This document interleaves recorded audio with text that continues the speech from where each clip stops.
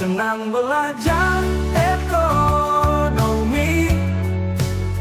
menatap masa depan penuh arti dengan angka. Assalamualaikum warahmatullahi wabarakatuh. Halo murid-muridku kelas 10 yang saya cintai dan saya banggakan. Bagaimana keadaan kalian? Semoga kalian sehat ya. Itulah yang selalu kita harapkan. Pada pertemuan sebelumnya kalian telah belajar tentang materi sistem ekonomi dan macam-macam sistem ekonomi. Nah, pada kesempatan kali ini kita akan bersama-sama mempelajari salah satu materi penting dalam mata pelajaran ekonomi kelas 10, yaitu tentang sistem ekonomi Indonesia. Materi ini sangat menarik karena berkaitan langsung dengan bagaimana negara kita mengatur perekonomian demi kesejahteraan seluruh rakyat. Tetapi sebelumnya Bapak akan sampaikan dulu tujuan dari pembelajaran kita untuk kali ini, yaitu kalian diharapkan dapat menjelaskan pengertian sistem ekonomi Indonesia, menganalisis sistem perekonomian Indonesia, dan mengidentifikasi nilai-nilai dasar perekonomian Indonesia dengan kritis, kreatif, komunikatif, jujur, dan bertanggung jawab. Pernahkah kalian bertanya, mengapa ada negara yang ekonominya sangat maju, sementara negara lain yang masih berjuang untuk berkembang? Salah satu jawabannya terletak pada sistem ekonomi yang dianut oleh negara tersebut. Sistem ekonomi menjadi fondasi atau aturan main yang mengarahkan bagaimana kegiatan produksi, distribusi, dan konsumsi dijalankan. Di dunia, kita mengenal beberapa sistem ekonomi, misalnya ada sistem ekonomi tradisional yang masih berdasarkan adat dan kebiasaan turun-menurun. Ada sistem ekonomi liberal atau kapitalis yang menyerahkan semua pada mekanisme pasar. Ada sistem ekonomi komando yang sepenuhnya dikendalikan pemerintah, serta sistem ekonomi campuran yang merupakan perpaduan antara keduanya. Nah, bagaimana dengan Indonesia? Apakah kita menganut sistem ekonomi liberal atau mungkin sistem ekonomi komando seperti di beberapa negara lain? Jawabannya adalah tidak. Indonesia memiliki sistem ekonomi yang khas, yaitu sistem ekonomi Pancasila. Sebuah sistem ekonomi yang berpijak pada nilai-nilai luhur bangsa dan landasan konstitusi Undang-Undang Dasar 1945. Sistem ekonomi Pancasila menekankan pentingnya asas kekeluargaan dan gotong royong dalam kegiatan ekonomi. Itulah mengapa koperasi disebut sebagai sokoguru perekonomian bangsa. Selain itu, cabang-cabang produksi yang penting bagi hajat hidup orang banyak dikuasai oleh negara agar tidak jatuh ke tangan segelintir orang atau kelompok yang hanya mementingkan keuntungan pribadi. Melalui sistem ini diharapkan ada keseimbangan antara kepentingan individu dengan kepentingan bersama. Artinya, masyarakat tetap diberi kebebasan untuk berusaha dan berinovasi, namun tetap berada dalam pengawasan dan aturan yang menjamin pemerataan kesejahteraan. Dengan demikian, pembangunan ekonomi bukan hanya untuk segelintir orang, tetapi untuk seluruh rakyat Indonesia. Dalam video ini kita akan membahas lebih dari mengenai ciri-ciri sistem ekonomi Indonesia, kelebihan dan kekurangannya, serta contoh penerapannya dalam kehidupan sehari-hari.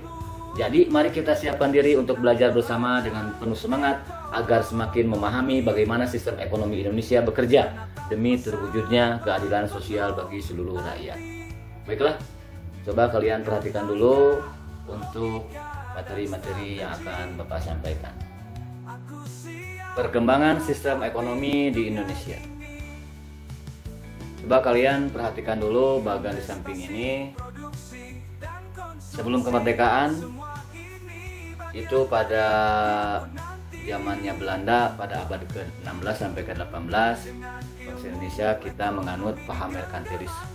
Ya, kemudian pada zamannya Inggris tahun 1811 sampai dengan 1816 itu ada sistem tanam paksa atau kultur sel.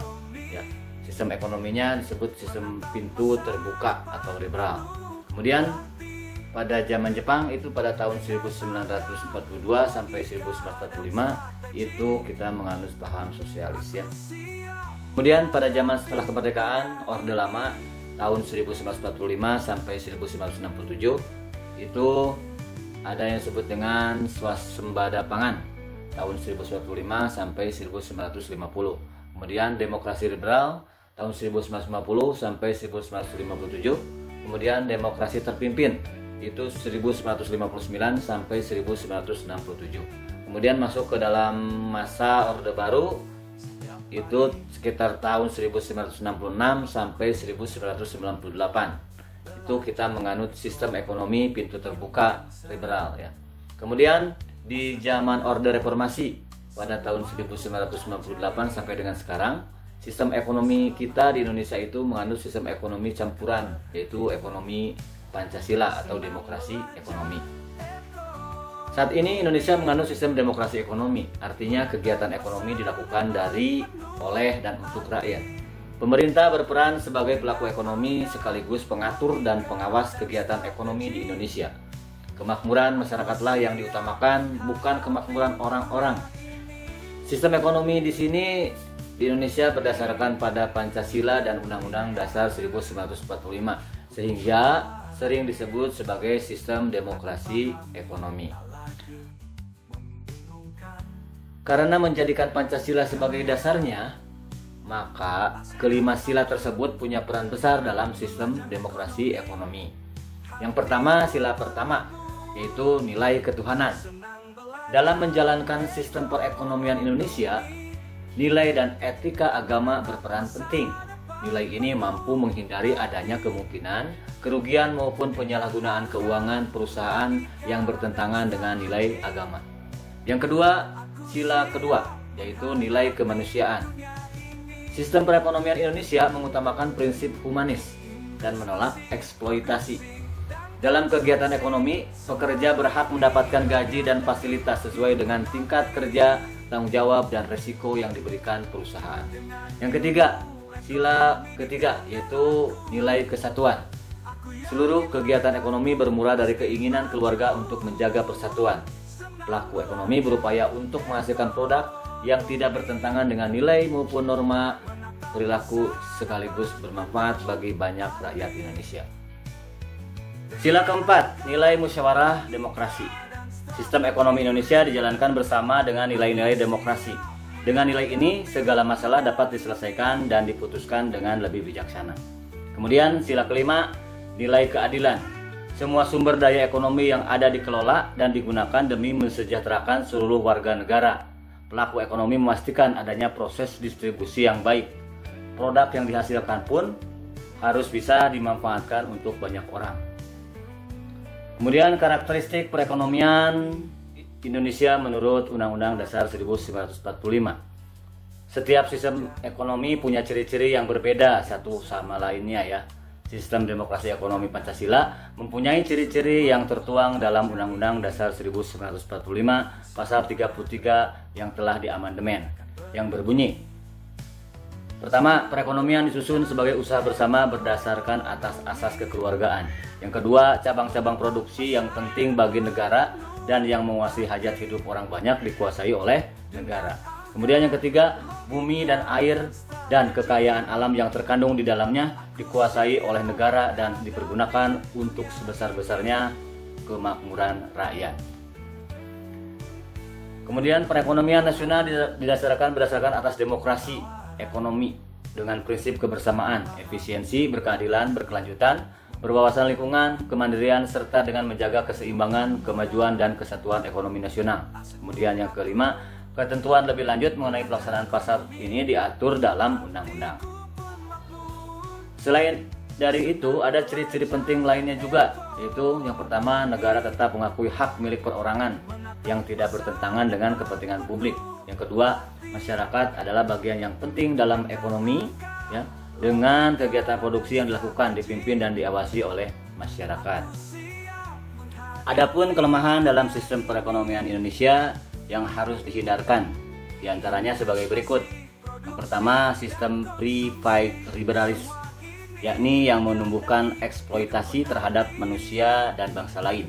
Yang kedua, sistem etatisme, yakni negara serta aparatur ekonomi bersifat dominan, mendesak dan mematikan potensi dan daya kreasi unit ekonomi di luar sektor negara.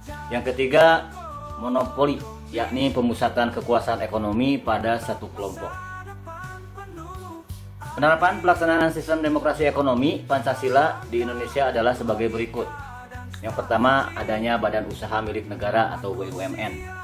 Seperti yang telah dijelaskan sebelumnya, cabang yang dianggap penting dan berhubungan dengan hajat hidup orang banyak diatur oleh negara. Maka dari itu negara berperan dengan menciptakan BUMN. Kemudian yang kedua, adanya koperasi. Kehadiran koperasi adalah bentuk implementasi dari ekonomi Pancasila. Karena kegiatan koperasi merupakan usaha kolektif yang berdasarkan asas kekeluargaan. Kemudian yang ketiga, adanya badan usaha milik swasta atau BUMS. Selain adanya BUMN dan koperasi, negara juga mengakui kepentingan atau kepemilikan individu dengan memberikan kesempatan yang luas kepada masyarakat untuk berusaha dengan adanya BUMS. Kemudian yang keempat, adanya serikat pekerja. Serikat pekerja hadir untuk mengantisipasi dan meminimalisir kemungkinan eksploitasi sumber daya manusia. Baiklah, itu merupakan materi tentang sistem ekonomi Indonesia. Sekarang coba kalian diskusikan dengan kelompok kalian apa yang menyebabkan terjadinya perkembangan sistem ekonomi di Indonesia. Kemudian kalian melihat dari sumber bagan yang telah Bapak sampaikan sebelumnya. Selamat berdiskusi dan sampai ketemu di materi berikutnya. Wassalamualaikum warahmatullahi wabarakatuh.